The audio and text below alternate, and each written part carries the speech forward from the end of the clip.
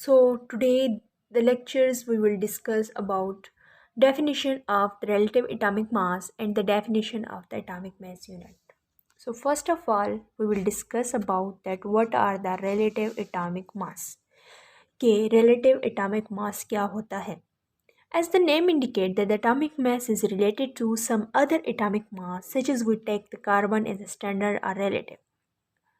जैसे कि नाम से ही जाहिर होता है relative का वर्ड यूज़ हुआ है यानी ऐसे एटॉमिक मास को हम दूसरे ऐसे एटॉमिक मास के साथ रिलेटिव का वो कंसिडर करते हैं जिसका हमें पता हो, जैसे कि कार्बन है जिसको हम रिलेटिव ले रहे होते हैं, एज अ स्टैंडर्ड ले रहे होते हैं किसी दूसरे अननोन एटॉमिक मास से।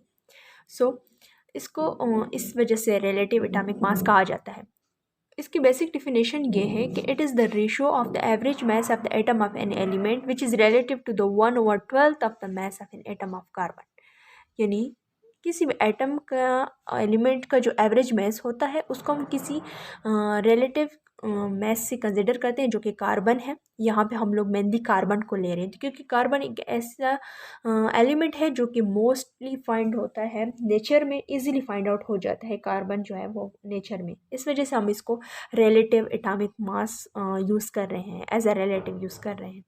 Here we take the carbon 12 as a standard atomic mass, जो कि हम ऑलरेडी बता चुके हैं कि कार्बन 12 जो है वो रिलेटिव स्टैंडर्ड एटॉमिक मास या रिलेटिव एटॉमिक मास के तौर पर यूज़ हो रहा है। नेक्स्ट क्या है atomic mass unit. Atomic mass unit is actually the unit for relative atomic mass. ये एटॉमिक मास एक ऐसा यूनिट है जो कि हम रिलेटिव एटॉमिक मास को मेजर करने के लिए यूज़ करते हैं। इसको रिप्रेजेंट कैसे किया जाता है? AMU से, यानी AMU से इसको रिप्रेजेंट किया जाता है। ये यूनिट है रिलेटिव एटॉमिक मास का।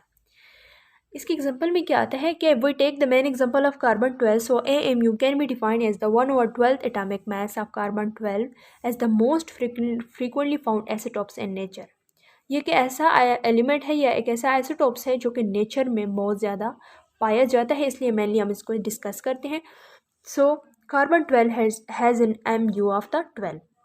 तो जब कार्बन का AMU 12 होगा तो हम लोग जान लेंगे कि इसका एटॉमिक रिलेटिव एटॉमिक मास क्या है, 12 है। तो ये हो गया रिलेटिव एटॉमिक मास और एटॉमिक मास यूनिट। तो इसके दरमियान जो कंपैरिजन है वो इसी तरह किया जा सकता है कि रिलेटिव एटॉमिक जो सिंपल एटॉमिक मास होता है उसमें सिंपल हम लोग उसको कंसिडर कर लेते हैं कि ये एटॉमिक मास है उसका, हाइड्रोजन का ये एटॉमिक मास, कार्बन का ये एटॉमिक मास है। जबकि रिलेटिव में हम उसको क्या करते हैं, उसको हम लोग किसी रिलेटिव या स्टैंडर्ड्स आइसोटोप से उसको कंसिडर करते हैं, जैसे कि यहाँ पे हम लोग मेनली कार्बन को ले रहे हैं। So that's all about relative atomic mass and its unit. I hope you all understand. Thank you very much.